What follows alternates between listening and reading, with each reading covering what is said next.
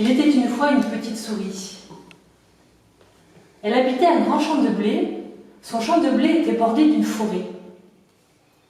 Un jour qu'elle s'y promena, elle arriva en son bord et se mit à le longer côté champ.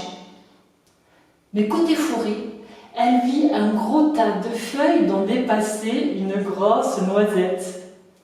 Intriguée, elle franchit la ligne, s'avança vers le gros tas de feuilles, tendit la main comme pour attraper la grosse noisette. Celle-ci se mit à rouler vers la forêt. Ainsi, Grosse Noisette et Petite Souris avancèrent dans la forêt. Grosse Noisette roulait, puis s'arrêtait. Petite Souris la rejoignait, tendait la main comme pour l'attraper. Grosse Noisette se remettait à rouler.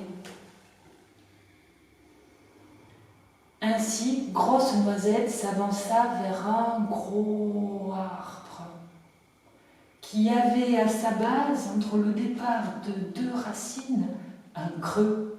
Très vite, elle s'y engouffra et s'y logea. Petite Souris la rattrapa, et lorsqu'elle arriva à l'entrée du creux, une porte s'ouvrit en son fond, la Grosse Noisette s'y engouffra et disparut. Petite Noisette, toujours intriguée, s'avança sur le seuil de la porte. Elle regarda devant elle, mais ne vit que du noir. Et elle se pencha et vit la Grosse Noisette finir de rouler le long d'un escalier qui descendait vers le fond de la terre. La Grosse Noisette descendit jusqu'en bas et s'arrêta sur le perron d'une porte fermée. Petite Souris la rattrapa, et lorsqu'elle se trouvait sur les dernières marches, en surplomb de la Grosse Noisette, la porte s'ouvrit. Grosse Noisette s'y engouffra, Petite Souris aussi. La porte se referma, Grosse Noisette disparut et Petite Souris se retrouva devant un petit bonhomme au bonnet rouge. Il s'adressa à elle.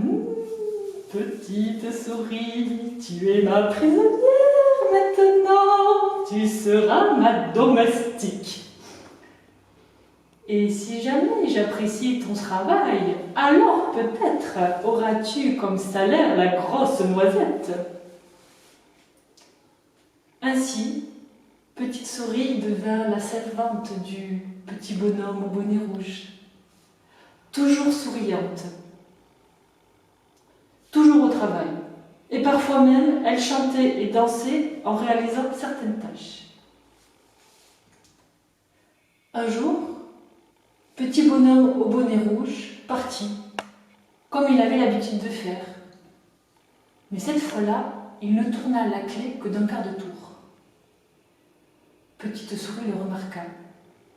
Elle attendit qu'il fût bien parti.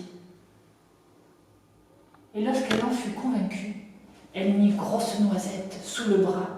Elle tourna la clé d'un quart de tour dans l'autre sens, ouvrit la porte, sortit de la pièce, remonta les escaliers, sortit du creux, courut dans la forêt, courut dans son champ jusque chez elle. Elle ouvrit la porte, la referma vite, et tout elle soufflait laissa tomber sa Grosse Noisette sur sa table du séjour en bois. Au contact du bois, la Grosse Noisette se fendit en deux. Et là, Petite Souris constata qu'il y avait dedans un petit collier de pierres précieuses brillantes. Elle le trouvait fort à son goût. Elle le mit à son cou et trouvait qu'il lui allait à ravir même. Et depuis, lorsque Petite Souris sort de chez elle, souvent elle se pare de son beau petit collier de pierres précieuses brillantes. Et lorsqu'elle ne le met pas, elle le garde soigneusement rangé dans sa Grosse Noisette. Et cric et crac, lu kunt qu'ei finit, et cric et crac, lu kunt qu'ei cabat.